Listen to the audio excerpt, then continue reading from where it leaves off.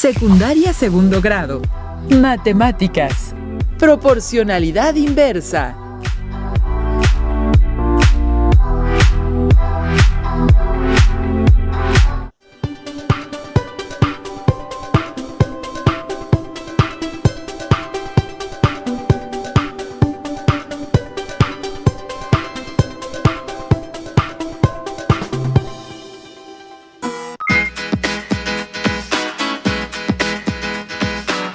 Alumnas y alumnos que nos acompañan desde casa, les damos la bienvenida a Aprende en Casa. Esta sesión corresponde a la asignatura de Matemáticas para segundo grado de secundaria. Soy el maestro Jorge Gómez Méndez, en esta ocasión, en compañía de la maestra Raquel Bernabé Ramos, a quien saludo con mucho gusto. Ella y yo les guiaremos para comprender el tema de la sesión. Gracias, maestro Jorge. ¿Qué les parece si comenzamos? En esta ocasión, estudiaremos cómo resolver problemas de proporcionalidad inversa a través de diferentes procedimientos. Les invitamos a que participen resolviendo los planteamientos que les iremos proponiendo a lo largo de la sesión. Para ello, les recomendamos tomar nota de las ideas principales, preguntas, procedimientos y reflexiones que surjan durante el desarrollo de la sesión. Iniciemos resolviendo el siguiente problema. Se quiere construir un jardín que cumpla con ciertas condiciones, que sea de forma rectangular, que tenga un área de 24 metros cuadrados y que el ancho del jardín pueda medir 2 metros u 8 metros, o bien el largo del jardín pueda medir 6 metros o 5 metros.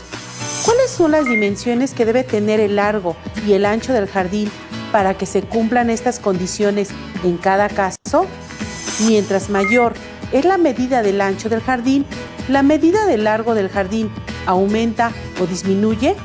Les invitamos a que respondan la pregunta y argumenten su respuesta. Dense el tiempo para pensar. ¿Cuál es la forma de resolver el problema? Después, describan el procedimiento que utilizarían para calcular las magnitudes que les piden. Una forma de resolver el problema es a través del uso de una tabla de datos, la cual permite relacionar los valores conocidos para determinar los desconocidos. El registro de datos se realiza de la siguiente manera. En la primera columna se anotan los datos de la magnitud A, que corresponden a la medida del ancho del jardín en metros. En la segunda columna se registran los datos de la magnitud L, que corresponden a la medida del largo del jardín en metros. Y en la tercera columna se escribe el área que debe de tener el jardín en metros cuadrados, como producto de todas las combinaciones posibles que resulten. Tomemos un momento para analizar los datos de la tabla. Observamos que faltan valores que corresponden a la medida del ancho del jardín. También faltan valores que corresponden a la medida del largo del jardín. Sin embargo, tenemos un valor constante, el 24, que corresponde al área que debe tener el jardín. Esto se debe a que, aunque se desconozca cuánto mide el ancho o el largo del jardín, al multiplicar la medida del ancho por la medida del largo, para este caso, siempre debe dar como resultado del producto de 24. Entonces, a partir de los datos de la tabla, ¿qué operación podemos hacer para calcular los valores que nos faltan? ¿Ya saben? Correcto, una división. Podemos dividir el área del jardín entre la medida del ancho o la medida del largo del jardín, según el dato que nos haga falta. Hagámoslo. Para saber cuánto debe medir el largo del jardín cuando el ancho mide 2 metros, debemos dividir el área del jardín entre la medida del ancho del jardín, es decir, dividir 24 metros cuadrados entre 2 metros, y obtenemos como resultado 12 metros, que representan la medida del largo del jardín. Ahora, para calcular la medida del ancho del jardín, cuando la medida del largo del jardín es de 6 metros, debemos dividir el área del jardín entre la medida del largo del jardín, es decir, dividir 24 metros cuadrados entre 6 metros, que es igual a 4 metros, que representa la medida del ancho del jardín. Después, repetimos el procedimiento para calcular cuánto debe medir el ancho del jardín cuando la medida del largo del jardín es de 5 metros, es decir, 24 metros cuadrados entre 5 metros, que es igual a 4.8 metros, que representan la medida del ancho del jardín.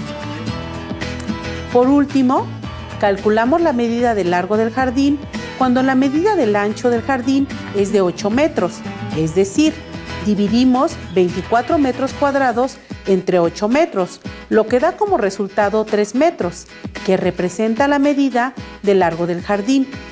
Pongan especial atención a los dibujos que representan las dimensiones del ancho y largo del jardín. Comparen los resultados obtenidos. ¿Ya notaron cómo disminuye la medida del largo mientras la medida del ancho del jardín aumenta?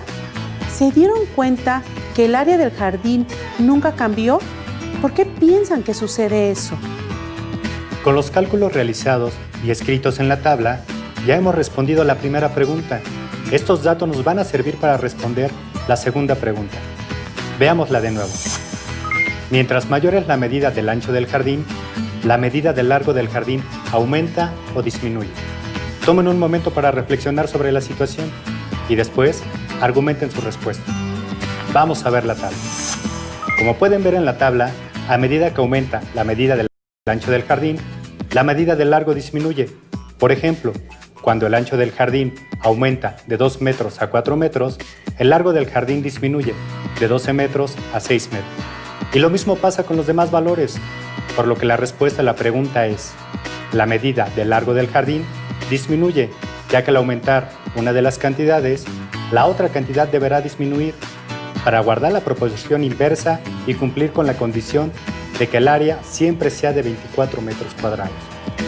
Para resolver este problema, usamos la constante de proporcionalidad, que se simboliza mediante la letra K, y la expresión algebraica para obtenerla es K es igual a Y por X, en la que Y representa el largo del jardín, X representa el ancho del jardín y K representa el área del jardín, que al ser un valor constante nunca va a cambiar y se obtiene el producto de X por Y. Por eso, al multiplicar la medida del ancho por la medida del largo del jardín, siempre se obtendrán 24 metros cuadrados. Para calcular la medida del ancho o la medida del largo del jardín, bastará con despejar Y o X y resolver las operaciones tal como lo hicimos hace un instante. En este tipo de problemas, ¿ustedes piensan que al multiplicar las cantidades correspondientes siempre obtendremos el mismo resultado? En casa, escriban una conclusión al respecto. ¿Listas y listos para resolver un problema más? Tomemos asiento, maestra. Gracias. Hagámoslo. La gráfica muestra los días que tardan cierto número de obreros para elaborar un producto. Tomen unos instantes para observar la gráfica y analizarla. Después, respondan las preguntas que se plantean. ¿Cuántos obreros se necesitan para elaborar el producto en 50 días? Considerando que los obreros trabajan al mismo ritmo, ¿saben la respuesta?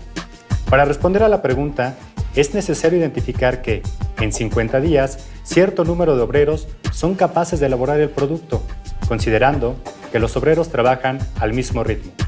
Por lo tanto, debemos ubicar ese dato en la gráfica, leer el valor que le corresponde en el número de obreros. ¿Ya vieron la respuesta? ¡Correcto! La respuesta es 100 obreros.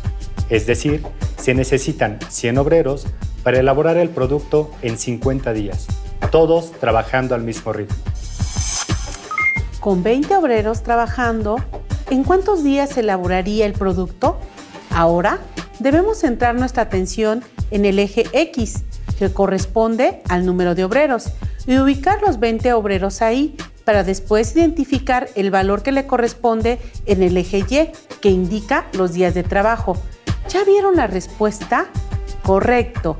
La respuesta es 250 días, es decir, si solo 20 obreros trabajan, el producto se elaboraría en 250 días.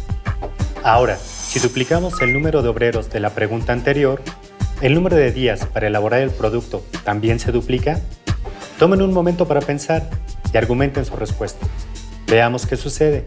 En la pregunta anterior contábamos con 20 obreros. Ahora se nos pide que dupliquemos esa cantidad, por lo tanto, habrá 40 obreros trabajando. Al disponer de más obreros trabajando, se espera que el número de días de trabajo disminuya. Eso significa que la respuesta a la pregunta es: no se duplica, porque a mayor número de obreros trabajando, menor es el número de días que tardan en elaborar un producto, y eso se puede ver en la gráfica. Identifican en la gráfica la línea que une los 20 obreros y los días de trabajo.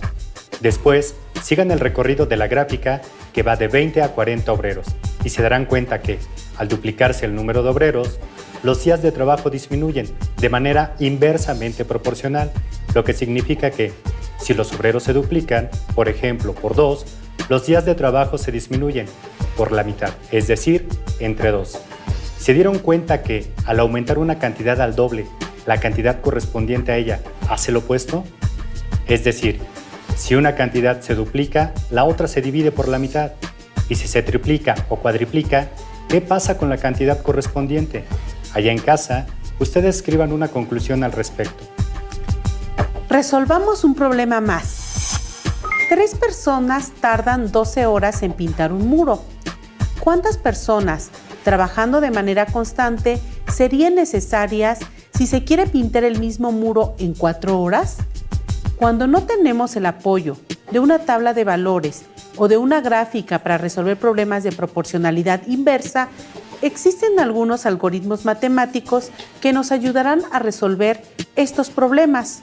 Uno de ellos es mediante la representación de las proporciones. El valor que pretendemos conocer es el de número de personas y podemos representarlo con una X, que simboliza el número de personas que se requieren para pintar el muro en 4 horas. Lo que debemos hacer ahora es acomodar los datos en forma de tabla. Posteriormente, generar los productos de las dos cantidades que representan la constante de proporcionalidad, para finalmente realizar los cálculos necesarios y resolver el problema. Se representan las magnitudes en 2 columnas. La primera la titulamos como personas y escribimos los datos que corresponden al número de personas, en este caso 3 y X. La segunda columna la titulamos como horas y ahí escribimos 12 y 4, que son las horas que tardarían en pintar el muro 3 y X número de personas respectivamente. La relación 3 personas tardan 12 horas genera el producto 3 por 12. La relación X personas tardan 4 horas genera el producto X por 4. Igualamos los productos y tenemos que 3 por 12 es igual a X por 4. Resolvemos los productos y obtenemos 36 es igual a 4X. Aplicamos las propiedades de la igualdad para despejar X y encontrar su valor. Obtenemos 36 cuartos es igual a X. Resolvemos el cociente para calcular el valor de X y obtenemos que X es igual a 9. Con este valor calculado, podemos responder la pregunta y dar solución al problema. Entonces, podemos decir que 9 personas serían necesarias para pintar el muro en 4 horas, todas ellas trabajando al mismo ritmo. Pero ¿qué pasa si quisiéramos que el muro fuera pintado en menos tiempo? Digamos, en 2 horas. ¿Se necesitarían un mayor número de personas o un menor número de personas? ¿Ya lo pensaron? Seguro ya saben cómo resolverlo. Como bien dedujeron, al disminuir el tiempo, aumenta el número de personas que pintan el muro. Ahora, solo tenemos que realizar los cálculos para comprobar el resultado. Hagámoslo. Como sabemos que se necesitan 9 personas para pintar el muro en 4 horas, ya tenemos la primera relación, que es 9 por 4. La segunda estará dada por la relación X personas tardan 2 horas, es decir, X por 2. Resolvemos las operaciones y obtenemos 36 es igual a 2X. Aplicamos las propiedades de la igualdad para despejar X y obtenemos que 36 medios es igual a X. Resolvemos el cociente y obtenemos que X es igual a 18. Entonces, podemos decir que para pintar el muro en 2 horas necesitaríamos 18 personas, es decir, la cantidad de personas aumenta para poder pintar el muro en menos tiempo. Efectivamente, como lo predijimos, al disminuir el tiempo aumentó la cantidad de las personas. ¿Siempre será así? ¿Qué piensan? Escriban una conclusión al respecto. Resolvamos un último problema. La siguiente tabla muestra cómo se relacionan dos magnitudes diferentes, de manera inversamente proporcional. En la primera fila tenemos los valores de la magnitud A. En la segunda fila están los valores de la magnitud B. Ustedes analicen los datos que aparecen en la tabla y cómo es que estos se relacionan, tanto de forma horizontal como de forma vertical. Reflexionen sobre si la manera en que están relacionados los datos de la magnitud A es la misma forma en que están relacionados los datos de la magnitud B. También reflexionen sobre la relación que existe entre cada pareja de datos de diferentes magnitudes. Ahora vamos a explorar las relaciones que existen entre los datos de la tabla.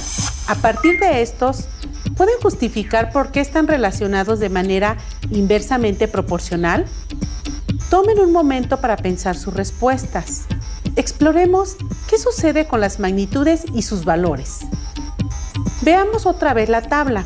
Analicemos cada pareja de datos de diferentes magnitudes y preguntémonos, ¿qué sucede con ellos? Por ejemplo, el primer dato de la magnitud A es el doble o la mitad del primer dato de la magnitud B o viceversa. Si divido cada pareja de datos de las diferentes magnitudes, ¿obtengo como resultado siempre el mismo valor? Si multiplico cada pareja de datos de las diferentes magnitudes, ¿obtengo como resultado siempre el mismo valor? Si por lo menos una de sus respuestas es sí, ¿eso qué significa? Veamos qué sucede. Que respondamos las preguntas que nos hizo la maestra. A simple vista, podemos darnos cuenta que el primer dato de la magnitud A no es el doble ni la mitad de la magnitud B, o viceversa, es decir, el 5 no es el doble de 60, ni 60 es el doble de 5. Tampoco 5 es la mitad de 60, ni 60 es la mitad de 5. Si realizamos los cocientes de cada pareja de datos, por ejemplo, 5 entre 60 y 10 entre 30, nos damos cuenta que el resultado es diferente. Lo mismo pasa con las demás parejas de datos. Lo mismo pasa si cambiamos el dividendo por el divisor, ya que 60 entre 5 es diferente de 30 entre 10. Sucede lo mismo con las demás parejas de datos. Ahora, vamos a multiplicar cada pareja de datos de diferente magnitud. Al realizar el producto de 5 por 60, obtenemos 300. El producto de 10 por 30 también nos da 300. El producto de 15 por 20 nos da 300 como resultado. El producto de 20 por 15 no lo realizamos porque es igual al producto de 15 por 20 y el orden de los factores no altera el producto. El producto de 25 por 12 es igual a 300 y finalmente el producto de 30 por 10 también es 300. Pero estos resultados, ¿qué significan? Como vimos en el problema del jardín, el área siempre era 24 metros cuadrados. En los datos de esta tabla, sucede lo mismo con el resultado, siempre va a ser el mismo. Eso significa que tenemos un valor que se repite y se llama constante de proporcionalidad inversa. Por lo tanto, podemos decir que los datos de la tabla son inversamente proporcionales porque el producto de sus variables es constante. Otra manera de saber si los datos de dos magnitudes están relacionados de manera inversamente proporcional es analizando los datos horizontalmente a través de las razones de cada magnitud. Vayamos a la tabla. Tomemos la primera pareja de números de la magnitud A y la primera pareja de números de la magnitud B. Analicemos los datos preguntándonos, ¿cuántas veces aumentó la magnitud A? ¿Y qué pasa con los datos de la magnitud B? En casa, ¿ya notaron lo que sucedió con los datos de la magnitud B? Muy bien, como pudieron darse cuenta, la primera cantidad de la magnitud A se duplicó, mientras que la primera cantidad de la magnitud B disminuyó por la mitad. Analicemos otra pareja de datos, la razón 10 a 30 de la magnitud A y la razón 30 a 10 de la magnitud B. En casa, ¿ya notaron que la primera cantidad de la razón de la magnitud A se triplicó? Muy bien, entonces, eso quiere decir que ya saben que la segunda cantidad de la razón de la magnitud b es 1/3 de la primera cantidad de la misma magnitud. Lo anterior quiere decir que en una relación de proporcionalidad inversa, si un valor de una magnitud se multiplica por cualquier número, el valor de la cantidad correspondiente de la otra magnitud queda dividido por el mismo número. Por ejemplo, si se triplica un valor, su correspondiente se divide por 3. Ahora, supongamos que los valores de la magnitud A corresponden a la magnitud tiempo y supongamos también que los valores de la magnitud B corresponden a la magnitud velocidad, es decir, la rapidez. Ustedes, allá en casa, ¿podrían hacer algunas afirmaciones sobre los valores de la tabla y las magnitudes? Tomen un momento para pensarlo. Una afirmación puede ser que el tiempo y la magnitud de la velocidad son magnitudes inversamente proporcionales, porque a mayor tiempo, menor es la magnitud de la velocidad para una misma distancia recorrida. Otra afirmación podría ser que la distancia recorrida es una constante de proporcionalidad inversa, porque el producto del tiempo por la magnitud velocidad siempre nos da el mismo resultado, es decir, la distancia siempre es la misma. Otra afirmación puede ser que al quíntuple del tiempo le corresponde una quinta parte de la magnitud de la velocidad. Ustedes en casa, ¿qué afirmaciones hicieron? Escríbalas en su cuaderno y coméntelas a distancia con sus compañeras y compañeros. Hasta este momento, hemos logrado resolver diferentes problemas de proporcionalidad inversa. El primero, usando la constante de proporcionalidad K. El segundo, a través del análisis de una gráfica de proporcionalidad inversa. El tercero, a través de su representación algebraica por medio de sus proporciones. Y el último, a través del análisis de los valores de las magnitudes. Pero también hemos analizado el comportamiento de las relaciones de las magnitudes y cantidades involucradas, por lo que podemos concluir que los productos de las cantidades que son correspondientes son constantes. A esa característica se le conoce como constante de proporcionalidad inversa. Por ejemplo, en el problema del jardín, siempre que se multiplicaba la medida del ancho del jardín por la medida del largo del jardín, obteníamos 24 metros cuadrados. También podemos concluir que dos cantidades son inversamente proporcionales si y solo si, al aumentar una de las cantidades, la otra cantidad disminuye en la misma proporción. Por ejemplo, en el problema de la gráfica pudimos ver que, cuando duplicamos el número de obreros de 20 a 40, los días de trabajo disminuían por la mitad. Otra conclusión a la que llegamos es que dos cantidades son inversamente proporcionales si y solo si, al disminuir una de las cantidades, la otra aumenta en la misma proporción. Por ejemplo, en el problema del muro y las personas para pintarlo, disminuimos el tiempo y pasamos de 4 horas a 2 horas para pintar el muro, por lo que el número de personas aumentó de 9 a 18. Por el trabajo que hemos realizado y las conclusiones que hemos elaborado, sabemos que ustedes ya cuentan con las herramientas necesarias para resolver problemas de proporcionalidad inversa. Por eso, les dejamos el siguiente reto para que lo resuelvan en casa. Todo el agua que produce una planta purificadora se puede envasar en 840 envases de medio litro de capacidad. ¿Cuántos envases de 1.5 litros, un cuarto de litro y 3 litros de capacidad se necesitarían para envasar la misma cantidad de agua? Hemos llegado al final de la sesión, dedicada a la resolución de problemas de proporcionalidad inversa. Confiamos en que esta sesión les ayude a seguir avanzando en el estudio de las relaciones de proporcionalidad inversa. Este es un material de apoyo y para complementar lo estudiado pueden consultar otras fuentes como su libro de texto de matemáticas de segundo. Gracias a todas las alumnas y todos los alumnos que nos acompañaron. Les invitamos a seguir aprendiendo en la próxima sesión de Aprende en Casa 3. Hasta pronto. Hasta pronto. Muy bien, Jorge, muchas gracias. Si tienes dudas o necesitas ayuda, llama al Centro de Apoyo Pedagógico a Distancia. El número de teléfono para secundaria es el 55 36 01 71 23.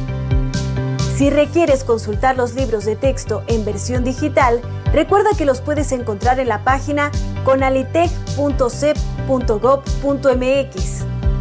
Y recuerda que también cuentas con el sitio aprendeencasa.cep.gov.mx, en donde podrás ver nuevamente los videos de los programas y además encontrarás actividades para fortalecer tus aprendizajes.